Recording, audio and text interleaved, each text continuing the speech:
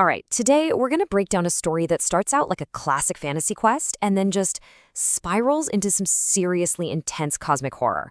We're talking about a world that's built on a massive lie, a system that literally feeds on its own people, and one guy's climb to find a truth that might just tear everything down. So, yeah, let's get into it. It all kicks off with a warning, a really ominous one. Imagine this. These are the last words you hear from your dying master. This is the man who once climbed the legendary Immortal Mountain and was the only one to ever come back. And his last words to you are a simple, desperate plea. Never go up the mountain. So, of course, what's the first thing he has to do? Climb the mountain. And that's really the central question here. Why would you defy your master's dying wish? Well, to get that, you have to understand the kind of world he's trying to escape and the truth he's apparently willing to die for. Okay, so our main character, our protagonist, he's an orphan, and he's pretty much at the bottom of the food chain in this world of cultivators, people practicing mystical arts to become immortal. He's from a place called the Outer World, which is all about scarcity and oppression, just living in the shadow of that great mountain. After his master dies, he's basically left with a choice: accept this miserable fate or break the one and only rule he was ever given. You have to get this. This world is basically a brutal pyramid scheme. The Immortal Mountain acts like this giant cosmic siphon, just draining all the spiritual energy and all the resources from the outer world below. They even steal people from down there to go up and serve the so-called immortals. So life at the bottom is pretty much designed from the ground up to be a hopeless, inescapable trap. So he goes to his master's grave to get the one thing he has left, the legendary sword his master carried on his own journey up the mountain. And this is where things get really, really strange. An eye in the hilt just opens, and this cold, ancient voice asks him a question. If the immortal you seek is not your immortal, what then? Oof. The price for power and for the truth has just been put on the table. With this mysterious and kinda creepy new power in hand, he starts his climb. Now, the Immortal Mountain is divided into 3 heavens. Each one is ruled by one of his former senior siblings, the very same ones who betrayed their master all those years ago. And you're going to notice a pattern here. Each heaven is a paradise built on some kind of twisted, all-consuming desire. The first heaven looks like a dream come true. It's a land of plenty, taverns line the streets, offering endless food, endless drink. But the people there, they're these grotesque, obese figures who do nothing but eat. Our protagonist quickly discovers the horror of it all. They're not really human anymore. When one of them is struck, a giant, fanged mouth just opens up on their chest and keeps on gorging. This is the theme of desire made flesh. The wish for comfort has literally consumed their humanity. And this is what makes it so brilliant and so tragic, because it all ties back to the ruler's motivation. This place is controlled by his 3rd senior sister.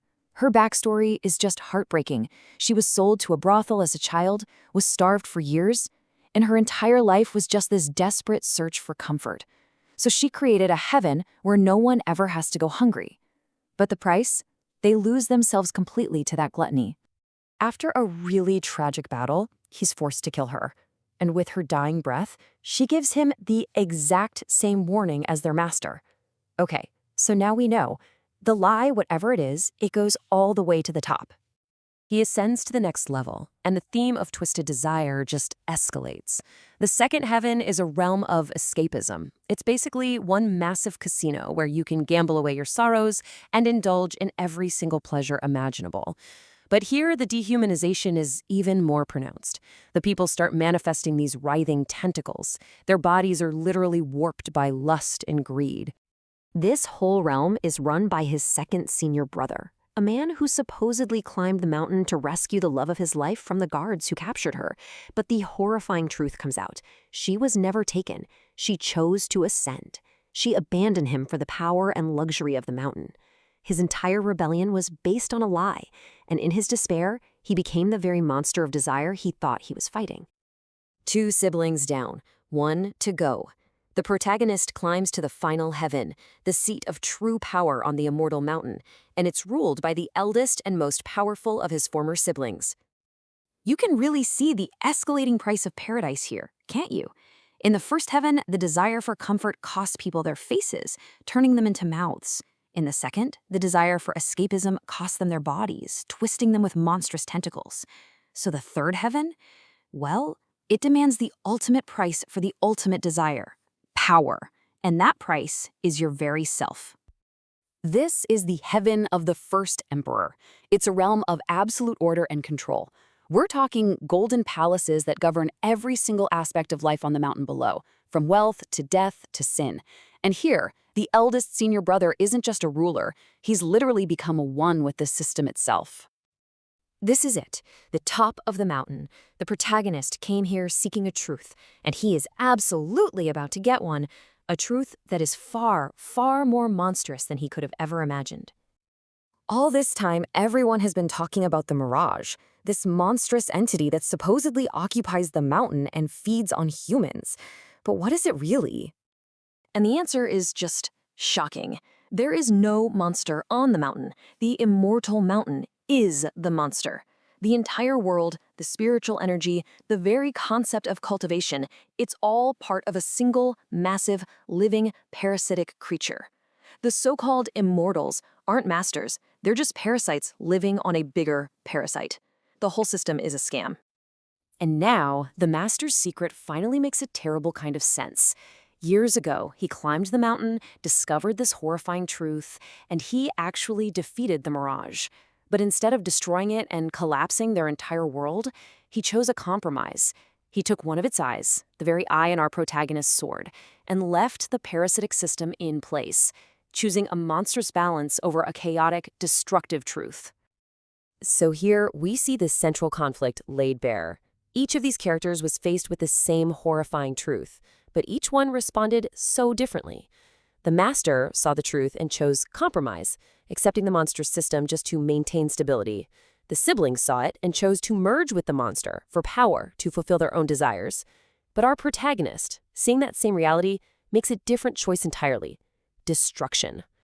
In his final confrontation with his eldest brother, who is now a literal avatar for the Mirage, the entire system begins to fight back. And we learn one final, terrifying secret about this world. That legendary thunder tribulation, the one that's supposed to be the final test for cultivators ascending to godhood, it's a lie. It's actually a weapon. Think of it like an orbital strike from an even higher, unseen power, the heavenly realm, and it's designed to eliminate anyone who discovers the truth about the Mirage and threatens their little parasitic farm. But our hero uses the tribulation against his brother, destroying them both and finally killing the Mirage. As the monster dies, the oppressive fog over the world lifts, and in the distance, on other similar mountains, he sees them, signal fires being lit. His act of defiance wasn't in isolation. He just lit the first match. And that's really what this story leaves us with. It asks a pretty profound question about survival.